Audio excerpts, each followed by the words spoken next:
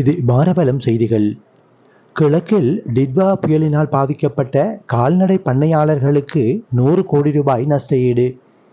இனி விரிவான செய்திகள். கிழக்கு மாகாணத்தில் டிட்வா சூறாவளியினால் பாதிக்கப்பட்ட கால்நடை பண்ணையாளர்களுக்கு தேசிய மக்கள் சக்தி அரசாங்கம் 100 கோடி ரூபாய் நஷ்டஈடாக வழங்கியுள்ளதாக கால்நடை அபிவிருத்தி சுகாதார திணைக்கள கிழக்கு மாகாண பணிப்பாளர் டாக்டர் சுல்ஃபிகார் அபுபக்கர் வாரவலம் செய்தி பிரிவுக்கு தெரிவித்தார். இத்திட்டத்தின் கீழ் மட்டக்களப்பு மாவட்டத்தில் டிட்வா புயலினால் சிக்கி இறந்த கால்நடை பண்ணையாளர்களுக்கு இழப்பீடு வழங்கும் நிகழ்வு மட்டக்களப்பு மாவட்ட பிரதிபலிப்பாளர் எம்.ஏ. அப்துல் ஹாதி தலைமையில் கால்நடை உற்பத்தி சுகாதார திணைக்கள மாநாட்டு மண்டபத்தில் இன்று நடைபெற்றது. இந்நிகழ்வில் மட்டக்களப்பு மாவட்ட அரசாங்க அதிபர் ஜே.எஸ். அருள்ராஜ், கிழக்கு மாகாண கால்நடை உற்பத்தி சுகாதார திணைக்களத்தின் மாகாண பணிப்பாளர் வைத்தியர் எம்.ஏ.எம். சுல்ஃபிகார் அபூபக்கர் உட்பட உயர் அதிகாரிகள் பலரும் கலந்து கொண்டிருந்தனர். டிட்வா புயலினால் மட்டக்களப்பு மாவட்டத்தில் 907 பண்ணையாளர்கள் பாதிக்கப்பட்டுள்ளனர். இதனை முன்னிட்டு அரசாங்கத்தினால் 295 மில்லியன் ரூபாய் ஒதுக்கீடு செய்யப்பட்டு முதற்கட்டமாக ஆரையம்பதி, மட்டக்களப்பு, காத்தான்குடி, ஏறாவூர் பிரதேசங்களைச் சேர்ந்த பாதிக்கப்பட்டவர்களுக்கு காசோலைகள் இன்று வழங்கி வைக்கப்பட்டன. கிழக்கு மாகாணத்தில் டிட்வா புயலினால் பாதிக்கப்பட்டோருக்கு அரசாங்கத்தினால் 1000 மில்லியன் ரூபாய் 100 கோடி ரூபாய் இழப்பீடு வழங்குவதற்கான செயற்திட்டம் நடைமுறைப்படுத்தப்பட்டு வருகின்றது. நாடளாவிய ரீதியில் ஒப்பிடுகையில் கிழக்கு மாகாணத்துக்கு பாரிய அளவு நிதி ஒதுக்கீடு மேற்கொள்ளப்பட்டுள்ளன. டிட்வா புயலினால் வாகரை, கிரான், செங்கலடி போன்ற பிரதேசங்களைச் சேர்ந்த பண்ணையாளர்களின் கால்நடைகள் அதிகம் பாதிக்கப்பட்டுள்ளமை குறிப்பிடத்தக்கதாகும். இந்நிகழ்வில் கிழக்கு மாகாண ஆளுநரின் இணைப்பாளர் எம். அப்துல்லா, விவசாய அமைச்சின் மட்டக்களப்பு மாவட்ட இணைப்பாளர் எஸ். திலகநாதன், சுற்றாடல் அமைச்சின் மட்டக்களப்பு மாவட்ட இணைப்பாளர் ஃபிர்தௌஸ் நலிமி, தேசிய மக்கள் சக்தி உறுப்பினர்கள், உயர் அதிகாரிகள், கால்நடை வைத்திய அதிகாரிகள் என பெரும் எண்ணிக்கையிலானோர் கலந்து கொண்டிருந்தனர். இது பாரபலம் செய்திகள். எமது பாரபலம் செய்திகளோடு நீங்கள் இதுவரை இணைந்து கொள்ளவில்லை என்றால் எமது சேனலை சப்ஸ்கிரைப் செய்யுங்கள். பக்கத்தில் இருக்கும் பெல் ஐகானையும் அழுத்தி விடுங்கள்.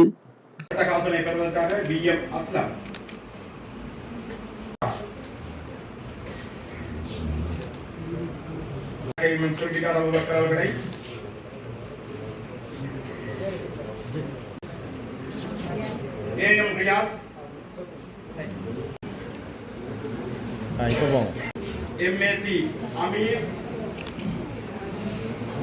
அலி மக்கள் சக்தி விவசாய அமைச்சின் மாவட்ட இணைப்பாளர் தோழர் திலகநாதன் அவர்கள்,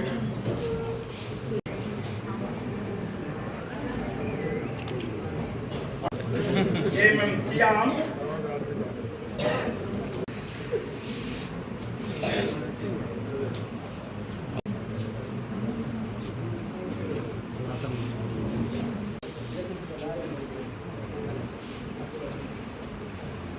கிழக்கு மாகாண ஆளுநரின் இணைப்பாளர் ஜனாப் அப்துல்லா அவர்களை, அடுத்ததாக லலிதா தர்மலிங்கம்,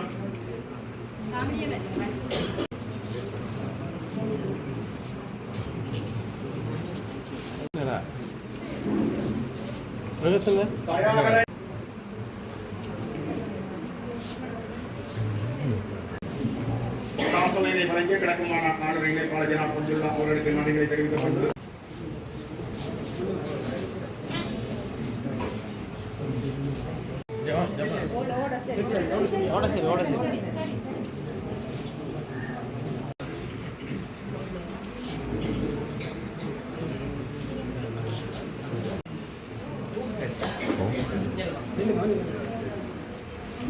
சிவராசா,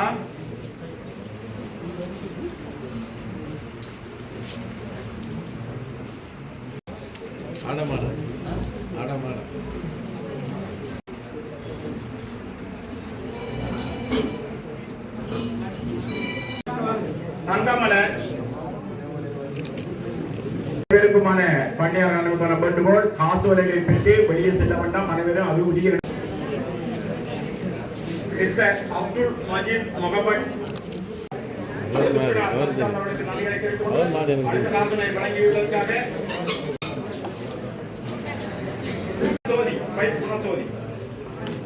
இலக்கம் 38 கே.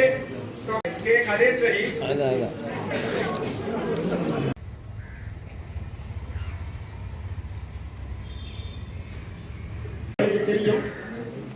ஒரு முக்கியமான ஒரு நிகழ்வு, எல்லோரும் எதிர்பார்த்து கொண்டிருந்த ஒரு நிகழ்வு.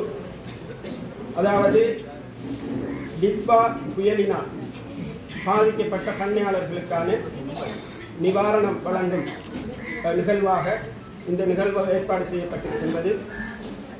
இந்த நிகழ்வு இவ்வாறான ஒரு நிவாரணம் நான் நினைக்கின்றேன் நமது நாட்டின் சரித்திரத்திலேயே ஒரு முதலாவது ஒரு நிகழ்வு. உங்களுக்கு தெரியும், டிசம்பர் 27ஆம் தேதி அந்த நேரங்களிலே ஏற்பட்ட இந்த புயலில் சிக்கி இறந்த மற்றும் பாதிக்கப்பட்ட கால்நடைகளுக்கு, கால்நடை பண்ணையாளர்களுக்கு உடனடியாக நிவாரணம் வழங்க வேண்டும் என்று நமது நாட்டின் ஜனாதிபதி கொடுத்த அறிவித்தலை தொடர்ந்து சுற்றுநிறுவனங்களையும் தொடர்ந்து அந்த விவரங்களை கோருமாறு எங்களுக்கு மாகாண பணிப்பாளர் அலுவலகத்தில் இருந்து எங்களுக்கு உத்தரவு வந்தது. அதன்படி நாங்கள் இந்த பண்ணையாளர்களுக்கு அறிவித்து, அதே போல் இந்த விடயம் பத்திரிகைகளிலே விளம்பரமாக கொடுக்கப்பட்டு பண்ணையாளர்களுக்கு அழைப்பு விடுக்கப்பட்டு ஜனவரி 15ஆம் தேதி வரை அவர்களுக்கான விண்ணப்ப படிவங்கள் வழங்கப்பட்டு அவை அவர்களினால் நிரப்பப்பட்டு எங்களது கால்நடை வைத்தியர்கள், கால்நடை அபிவிருத்தி உத்தியோகஸ்தர்கள் மற்றும் கால்நடை இந்த அபிவிருத்தி உத்தியோகஸ்தர்கள் அனைவரும் இதனை சென்று பார்வையிட்டு, அதாவது பாதிக்கப்பட்டவர்கள் முறைப்பாடு செய்ததை அவர்கள் கொடுத்த விண்ணப்பங்களை பரீட்சித்து அவர்களுடைய இடங்களுக்கு நேரடியாக சென்று உண்மையாக அவர்கள் பாதிக்கப்பட்டிருக்கிறார்களா இல்லையா என்பதை கண்டுபிடித்து அல்லது அதனை பரிசோதித்து அதன் பின்னரே இவர்களுக்கான மேலதிக நடவடிக்கைகள் எடுக்கப்பட்டு மாகாண பணிப்பாளர் அலுவலகத்துக்கு எங்களது அலுவலகத்திலிருந்து விண்ணப்பங்கள் அனுப்பப்பட்டு அங்கு அவை சரிபார்க்கப்பட்டு அதற்கு பிறகு இந்த நிவாரணம் கொடுப்பதற்காக நமது கால்நடை உற்பத்தி சுகாதார திணைக்களத்தினால் நிதி வழங்கப்பட்டிருக்கின்றது. அந்த வகையிலே கட்டமாக இந்த நிதி வழங்கப்படும். சென்ற வாரம் திருவண்ணாமலையில் இந்த வைபவம் நடைபெற்றது. மட்டக்களப்பு மாவட்டத்திற்கான வைபவம் முதலாவது வைபவம் இன்று நடைபெறுகின்றது. உண்மையாகவே மட்டக்களப்பு மாவட்டத்திலே கிட்டத்தட்ட 900 பேர் பாதிக்கப்பட்டதாக எங்களுக்கு விண்ணப்பித்திருந்தார்கள். அவர்களிலே காத்தாங்குடி, ஆரையம்பதி, ஏறாவூர், மட்டக்களப்பு, அதாவது ஆரையம்பதியை சேர்ந்த 25 பண்ணையாளர்கள், மட்டக்களப்பைச் சேர்ந்த 59 பண்ணையாளர்கள், ஏறாவூரைச் சேர்ந்த 20 பண்ணையாளர்கள், காத்தாங்குடியைச் சேர்ந்த 20 பண்ணையாளர்கள், மொத்தமாக 124 பண்ணையாளர்களுக்கு கிட்டத்தட்ட 9 மில்லியன் ரூபாய், 90 லட்சம் ரூபாய் இன்று வழங்கப்பட இருக்கின்றது. மட்டக்களப்பு மாவட்டத்திற்கு நமது மாகாண பணிப்பாளரின் கூற்றுப்படி கிட்டத்தட்ட 230 மில்லியன் ரூபாய் பணம் ஒதுக்கப்பட்டிருக்கின்றது. இவை பாதிக்கப்பட்டவர்களின் மிகவும் சொற்ப கணக்காகும். 124 பேர் தான் இன்று காசோலைகளை பெற்றுக்கொள்கின்றீர்கள். ஆனால் உண்மையாகவே 900 பேர், கிட்டத்தட்ட 900 பேருக்கு மட்டக்களப்பு மாவட்டத்திலே நாங்கள் இந்த நிவாரணத்தை வழங்க வேண்டியிருக்கின்றது. மிக கூடுதலாக வாகரை பிரதேசம் பாதிக்கப்பட்டிருக்கின்றது. அங்கே சுமார் 200 பேருக்கு மேல் பாதிக்கப்பட்டிருக்கிறார்கள். ஆகவே இன்றைய நிகழ்வு உண்மையாகவே ஒரு கால்நடை பண்ணையாளர்களுக்கு ஒரு சந்தோஷமான நிகழ்வு. இந்த நிகழ்வு நடைபெறுமா நடைபெறாதா, வழமையாக நாங்கள் நஷ்ட ஈடுக்கு விண்ணப்பிப்போம். ஒரு காலம் எங்களுக்கு நஷ்ட ஈடு கிடைத்ததில்லை. இந்த அரசாங்கத்திலாவது எங்களுக்கு நஷ்ட ஈடு கிடைக்குமா என்று எதிர்பார்த்து கொண்டிருந்த பண்ணையாளர்களுக்கு இந்த ஒரு சந்தோஷமான நாள். உங்கள் கைகளிலே நஷ்ட ஈடு கிடைக்கின்றது. இந்த நிகழ்விலே கூடுதலாக நான் நினைக்கின்றேன் 4 லட்சம் ரூபாய் ஒரு பண்ணையாளர் பெற்றுக் கொண்டிருக்கிறார். ஆனால் மட்டக்களப்பு மாவட்டத்திலே கிட்டத்தட்ட 20 லட்சம் ரூபாய் பெறுகின்ற பண்ணையாளர்கள் இங்கே இருக்கிறார்கள் என்பதை நான் சந்தோஷத்துடன் தெரிவித்துக் கொள்கிறேன். எனவே இதுதான் இந்த நிகழ்வின் சுருக்கம். இங்கே மாவட்ட செயலாளர் மக்கள் சக்தி என்ற வகையிலே இந்த அரசாங்கத்தின் மிக முக்கியமான ஒரு நிகழ்விலே இன்று பங்கேற்க கிடைத்தமை நான் நினைக்கின்றேன் ஒரு பெரும் பாக்கியமாக கருத வேண்டியிருக்கின்றது. உங்களுக்கு தெரியும், இதுவரை காலமும் பண்ணையாளர்களுக்கு ஒரு அங்கீகாரம் இருக்கின்றதா என்று சிந்திக்கின்ற ஒரு நிலைப்பாடு இருந்தபோது உண்மையிலேயே பண்ணையாளர்கள் இந்த அரசாங்கத்தினால் கௌரவிக்கப்படுகின்றார்கள் என்பதற்கு இந்த நிகழ்வு மிக சிறந்த ஒரு உதாரணமாக இருக்கிறது. அண்மையிலே டிட்வா புயல் காரணமாக பண்ணையாளர்களுக்கு ஏற்பட்ட பாதிப்பை அரசாங்கம் கருத்தில் கொள்ளுமா இல்லையா என்று பண்ணையாளர்கள் மத்தியிலே ஒரு பாரிய ஒரு சிந்தனை இருந்தது. பெரும்பாலான பண்ணையாளர்கள் நிச்சயமாக இந்த விடயம் நடைபெறாது என்ற ஒரு கண்ணோட்டத்திலே தான் பார்த்து கொண்டிருந்தார்கள். ஆனால் அதிர்ஷ்டவசமாக நான் நினைக்கின்றேன் தற்போது எங்களது கிழக்கு மாகாண பணிப்பாளர் அவர்கள் குறிப்பிட்டிருந்தார் 253 மில்லியன் ரூபாய் ஒதுக்கப்பட்டிருக்கின்றது. நான் நினைக்கின்றேன் இந்த வரலாற்றிலே மிகப்பெரிய ஒரு தொகை மட்டக்களப்பு மாவட்டத்துக்கு ஒதுக்கப்பட்டது மாத்திரமல்லாமல் கிழக்கு மாகாணத்துக்கே நான் நினைக்கின்றேன் இலங்கையிலே ஒதுக்கப்பட்ட அந்த தொகையிலே 1/3 பங்கு கிழக்கு மாகாணத்திற்கு ஒதுக்கப்பட்டிருப்பது உண்மையிலேயே ஒரு விசேட அம்சமாக நாங்கள் பார்க்கக்கூடியதாக இருக்கிறது. அந்த வகையிலே கிட்டத்தட்ட 900 பேருக்கு அதிகமாக பயனாளிகள் இன்று தெரிவு செய்யப்பட்டிருக்கின்றார்கள். அதிலே முதல் கட்டமான நிகழ்வுதான் இன்று நடைபெற இருக்கின்றது. அது மாத்திரமல்லாமல் தொடர்ச்சியாக இந்த பண்ணையாளர்களை வலுவூட்ட வேண்டும், பால் உற்பத்தியை அதிகரிக்க வேண்டும் என்பதற்காக அரசாங்கம் பல்வேறான திட்டங்களை முன்வைத்திருக்கின்றது. அதிலே குறிப்பாக டெய்ரி அப் என்கின்ற திட்டம் மிகச்சிறந்த திட்டமாக முன்வைக்கப்பட்டிருக்கின்றது. அதன் வேலைகளையும் வெகு விரைவிலே ஆரம்பிப்பதாக கடந்த முறை எங்களது பிடி சந்திக்கும் போது என்னிடம் குறிப்பிட்டிருந்தார். அதனை வெகு விரைவிலே எமது மாவட்டத்திலே அமுல்படுத்துவதற்கு நாங்கள் சிந்தித்திருக்கின்றோம். அது மாத்திரமல்ல, தற்போது பண்ணையாளர்களை ப்ரொஃபஷனல் பிஸ்னஸாக அவர்களின் பண்ணைகளை எடுத்து செல்வதற்கு தேவையான அந்த அடிப்படை தரவுகளை பதிவு செய்கின்ற வேலை தற்போது நடைபெற்று கொண்டிருக்கின்றது. நான் நினைக்கின்றேன் மட்டக்களப்பு மாவட்டத்தில் எமது பண்ணையாளர்களை அதற்காக தூண்ட வேண்டிய மிகப்பெரிய பொறுப்பு இந்த பண்ணையாளர்களுக்கு இருக்கின்றது. அவர்கள் பதிவுகளை மேற்கொள்ளும் போதுதான் அவர்களுக்கு தேவையான சரியான சர்வீஸை எங்களால் கொடுக்கக்கூடியதாக இருக்கும். நீங்கள் எத்தனை பேர் பதிவு செய்திருக்கின்றீர்களோ அத்தனை பேருக்கான சலுகைகளை மாத்திரமே எதிர்காலத்தில் வழங்குவதற்கு நான் நினைக்கின்றேன் அரசாங்கம் என்ற வகையிலே தீர்மானங்கள் எடுக்கப்பட்டிருப்பது மிக முக்கியமான விடயமாக நீங்கள் பார்க்க வேண்டும். ஏனென்றால் உங்களது சில பண்ணையாளர்கள் பதிவுகளை மேற்கொள்ளாது வெறுமனை விமர்சனங்களை மாத்திரம் முன்வைத்துக் கொண்டிருக்கின்றார்கள். அவர்கள் விமர்சனங்களை முன்வைப்பதால் பிரச்சனைகள் தீரப்போவதில்லை. ஆகவே பிரச்சனைகளுக்கு தீர்வு என்பது நிச்சயமாக நீங்கள் வழங்குகின்ற ஒத்துழைப்பிலே தான் தங்கி இருக்கின்றது.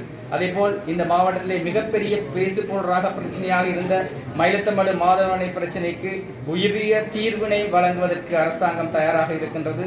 அந்த வகையிலே எங்களது மகாவலிக்கு சொந்தமான 1570 ஏக்கரை வெகு விரைவிலே விடுவிப்பதற்கு தேவையான அடிப்படை ஏற்பாடுகள் தற்போது செய்யப்பட்டிருக்கின்றன.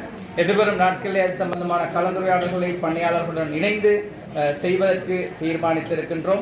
மார்ச் மாதம் 15ஆம் தேதி அது சம்பந்தமான ஒரு கலந்துரையாடலை நாங்கள் ஏற்பாடு செய்திருக்கின்றோம். வெகு விரைவிலே அந்த பணியாளர்களின் பிரச்சனைக்கு தீர்வு காண்பதற்கு நாங்கள் முயற்சிக்கின்றோம். அந்த வகையிலே அரசாங்கம் பல வகையான திட்டங்களை முன்வைத்தது மாத்திரமல்லாமல் சலுகை அடிப்படையிலே கறவை பசுக்களை உங்களுக்கு பெற்றுக்கொள்வதற்கு தேவையான வங்கி லோன்களையும் உங்களுக்கு தற்போது அறிமுகப்படுத்தியிருக்கின்றது. ஆக இவ்வாறான பல விதமான நன்மைகளோடு தற்போது கால்நடை வைத்தியத்துறையை மிக நீண்ட தொலைநோக்கோடு அதனை மிகச்சிறந்த தரத்துக்கு எடுத்து செல்வதற்கான ஏற்பாடுகள் தற்போது செய்யப்பட்டிருக்கின்றன. அதேபோல் இந்த வருட வரவு செலவு திட்டத்திலே மாத்திரம் மில்கோ நிறுவனத்திற்கு 30,000 லட்சம் ரூபாய்கள் ஒதுக்கீடு செய்யப்பட்டிருக்கிறது. மில்கோ நிறுவனத்தை அபிவிருத்தி செய்வதற்காக. உங்களுக்கு தெரியும், அரசாங்கம் பொறுப்பேற்கும் போது மில்கோ நிறுவனம் நஷ்டத்திலே இயங்கிய ஒரு நிறுவனம்.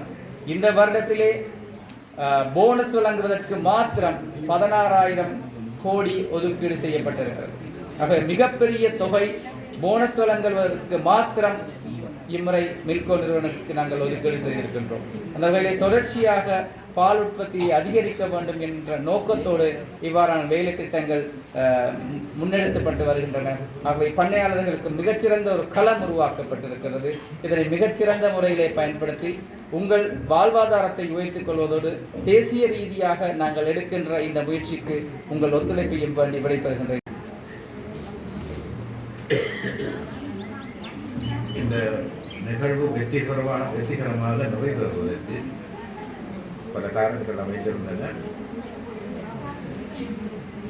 முதலாவதாக எங்களுடைய ஜனாதிபதியோடதும் அரசாங்கத்தினரோடதும் விருப்பம் கால்நடை பண்ணையாளர்கள் ஏற்பட்ட இழப்புகளுக்கு போதுமானதும் பொருத்தமானதுமான இழப்பீடுகளை வழங்க வேண்டும் என்று சொல்லி, உண்மையிலே இந்த இழப்பீடு வழங்கும் முதலாவது சுற்று விருப்பத்தின் பிரகாரம் அதிகளவான கால்நடைகளை இழந்த பண்ணையாளர்களுக்கு ஆகக்கூடிய ஒரு பண்ணைக்கு 2 லட்சம் ரூபாய் மட்டும்தான் வழங்க வேண்டும் என்று ஒரு சுற்று நிருபத்தை ஏற்படுத்தியிருந்தவங்க.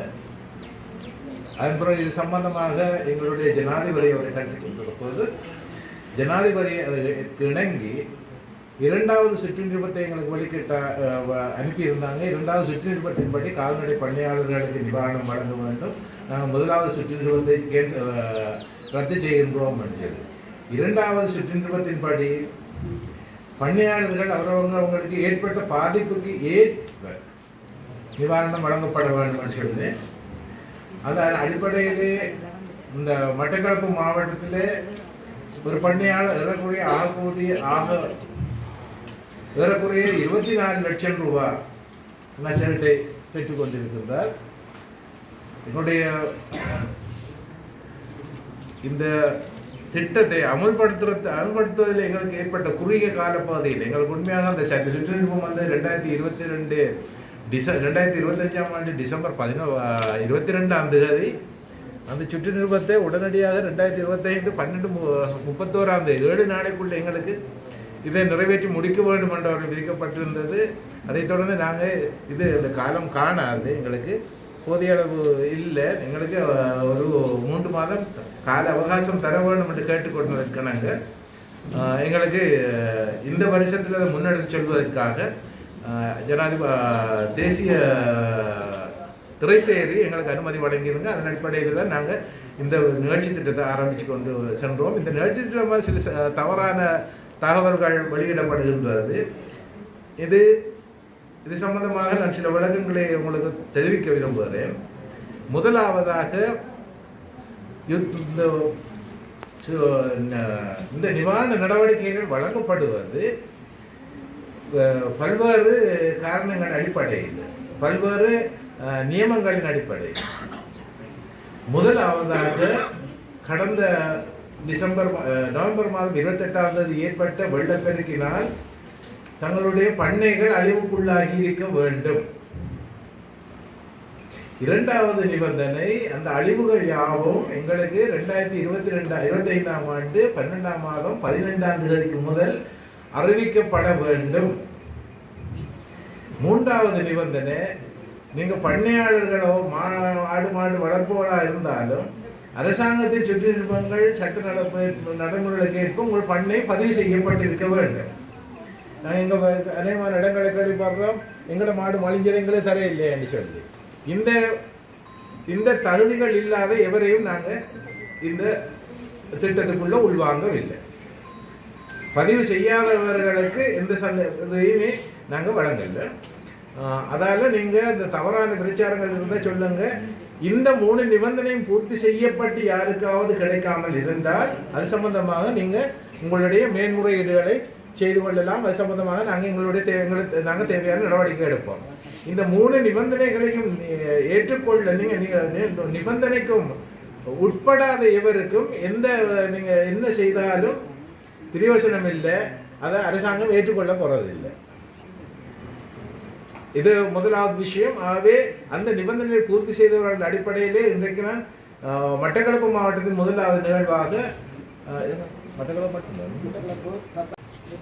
உண்மையில் ஏற்கனவே குறிப்பிட்டது போல இந்த நிவாரணம் வந்து அரசாங்கம் உங்களுடன் பண்ணையாளர்களுடன் இருக்கின்றது என்பதற்கு ஒரு அடையாளம். அவர்கள் முதலில் குறிப்பிட்டது போல முன்னைய காலங்களில் வழங்கப்படாத அளவுக்கு நிவாரணங்கள் வழங்கப்படுவது அரசாங்கம் உங்களோடு இருக்கின்றது என்பதற்கான ஒரு அடையாளம்.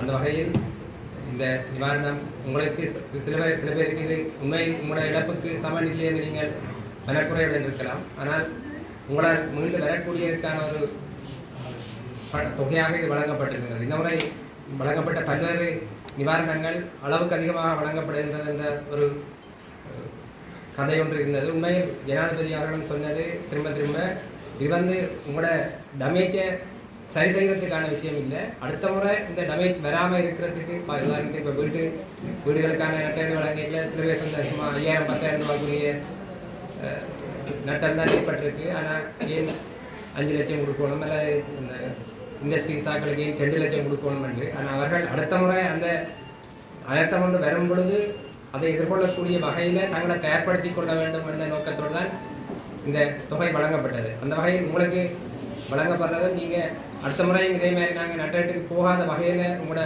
பண்ணைகளை அமைத்துக் கொள்ளவோ அல்லது அதை செய்யக்கூடிய வகையில் இந்த நிதியை நீங்கள் பயன்படுத்தி அரசாங்கம் எதிர்காலத்தில் தொடர்ச்சியாக நட்டேடு வழங்குறது மட்டுமில்லை நாங்கள் அதுக்கு மேலே அடுத்த ஸ்டெப்புக்கு நீங்கள் போகணும். அதற்காக உங்களை கேட்டுக்கொள்வதுடன் இந்த மாணவ படிப்பாளர் குறிப்பிட்டது போல இரவு பகலாக உழைத்து குறுகிய காலத்தில் உங்களுக்கு இந்த நட்டேடு கிடைக்க வேண்டும் என்ற நோக்கத்தில் செயல்பட்ட அனைவருக்கும் எனது நன்றியை தெரிவித்துக் கொள்கிறேன். நன்றி.